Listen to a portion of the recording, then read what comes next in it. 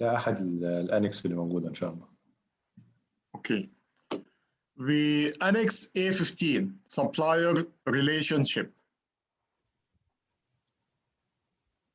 In supplier relationship, it is very important, gentlemen, to split or create a process to define what are the type of suppliers.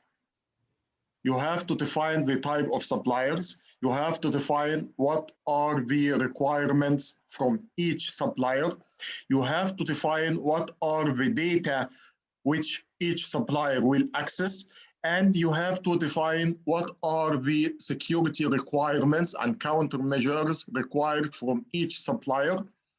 And you have to include all these security requirements in service level agreement or a contract between you and the supplier.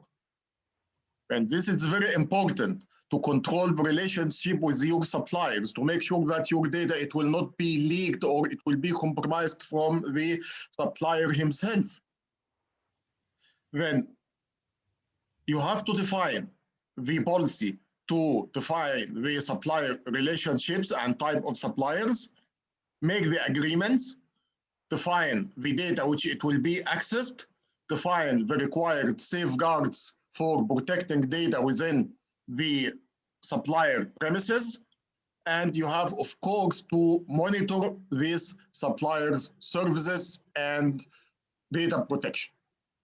Of course, you hear about some big organization which they require to make an audit for their supplier. They are going on premises and make an audit for their suppliers and make sure that their network is secure and they have a secure infrastructure, secure environment, then to make sure that this will be a confidence for them that everything is secure and this data, their data, it will not be leaked by any way.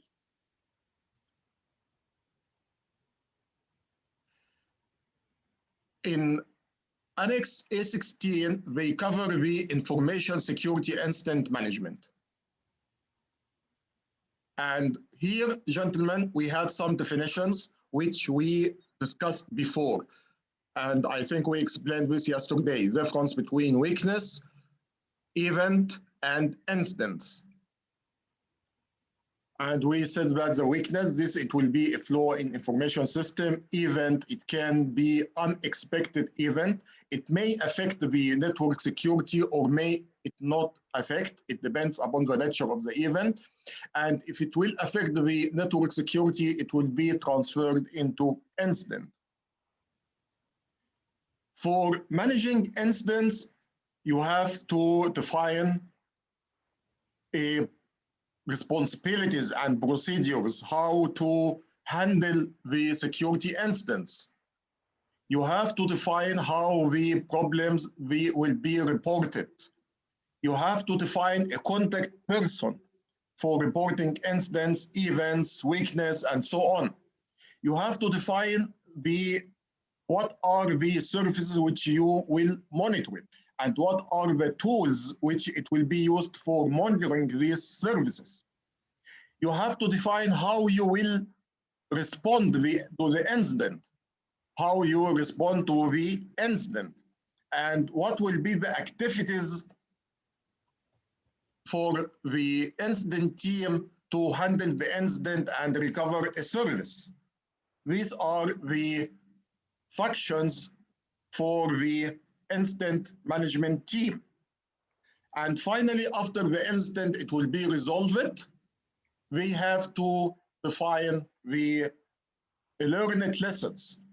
If there is any lesson which we have to mention and put it in awareness for users or management or whatever, then it should be changed into a learned lesson. I have a question. It's out of the ISO 27001, but this for your information, because as we agreed that our objective in this course to share our information together. What is the difference between incident management and problem management? And I want someone rather than Wael to answer, because Wael, I know that he is ITIL expert and I know that he knows the answer. Then question for all the other team except Wael, then this is what? Is it blacklist or whitelist?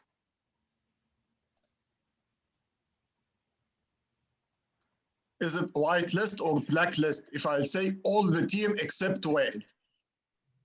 Blacklist. Blacklist, that's right. Okay, what is the difference between incident management and problem management?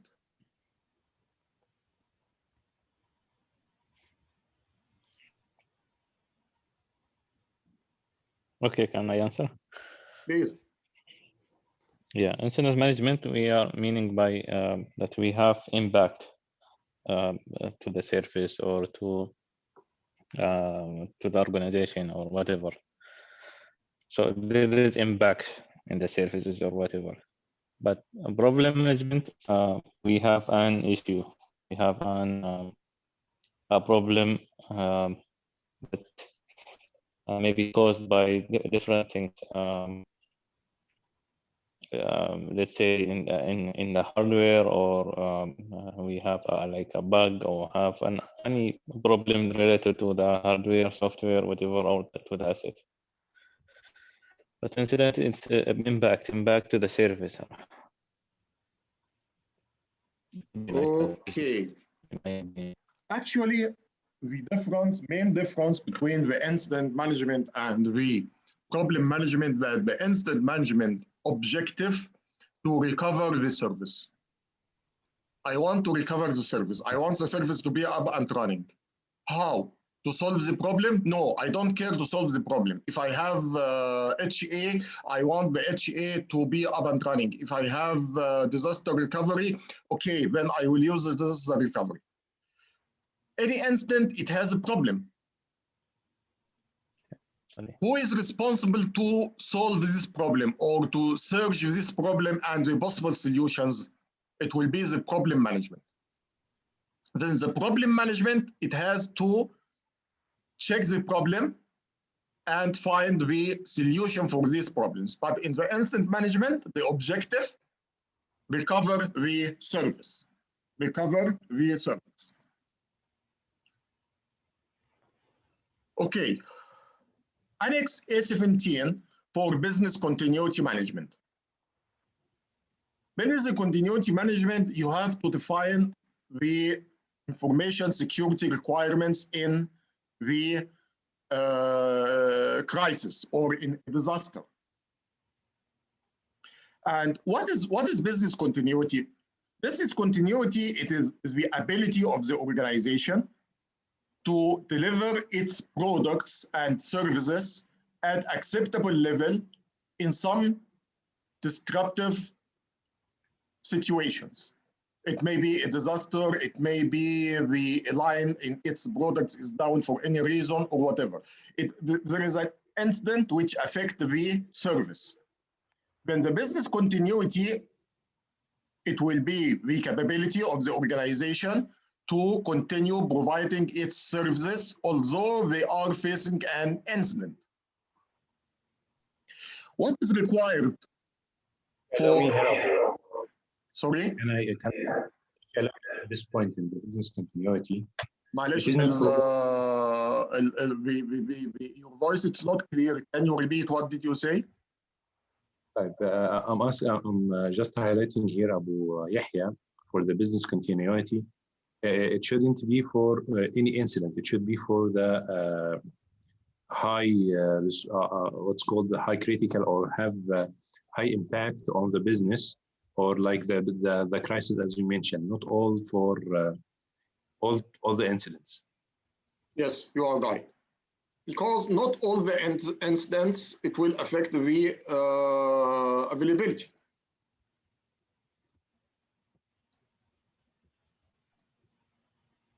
Yes, Okay. you're right, Abu. Okay. Then, what are the requirements? Number one, you have to define what are your security controls required in the crisis. Of course, it's nonsense if you would say that I want the same security controls to be during the disaster. Of course, I am not working with my full load. Then you have to sacrifice with some of these controls which are not urgent for protecting your data. You have to define what are the important assets which you have to provide the business continuity for it. And you have to review and evaluate the information security continuity by using testing. Testing the controls and testing, it's very important. If you have a business continuity gentleman plan and you are not doing the testing for it, it will be a crisis. Because how do you make sure that the plan are appropriately developed and containing the right data? You have to test it. Besides, testing, it's not only to ensure that the reports are, the plans are not developed in a proper way. This also, it will help in make training for the staff to recover the services. When testing, it's very important. You have to take it in your consideration. You have to make some redundancy for your solutions. If you have important process and this process is down, then you have to keep some alternative for it. And these alternatives, it may be in the form of hardware, software, whatever. But you must have an alternative for this service. And for example, there are some agreement that if you have a line of product which is critical to your company, in some situation, there are some organization, it will make an agreement with the competitor that we can utilize a part of their area or their factory to continue the line of product during their disaster, for example. Yeah, this is very important. My relation with my competitor, it's yes, critical, but my availability in the market, it's more critical for me and more important for me. Okay. Last Annex A item is compliance. You have to be compliant. What is compliance? Compliance to make sure that everything is achieved as is documented. And as you remember, gentlemen, when we explained that there are different types of documents, you remember we had two types of documents. One of them, it was records. These records, we said it's what? Proof of activity. We did some activity and this is proof of the activity. Compliance, it will help or the controls for compliance to make sure that everything it's achieved in your organization based on as it's mentioned in the documentation. Besides, you have to be compliant with all the laws and regulation. This is very important. You have to make sure that you are compliant with the NCA in Saudi Arabia or NIST if you are in America, or GDPR if you are in Europe, and so on.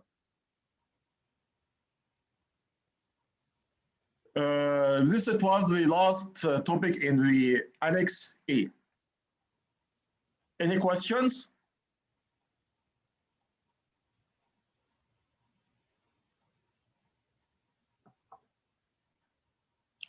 Any questions? شيلوا البطانية من على راسكم يا شباب. نورتو شكرا. باي.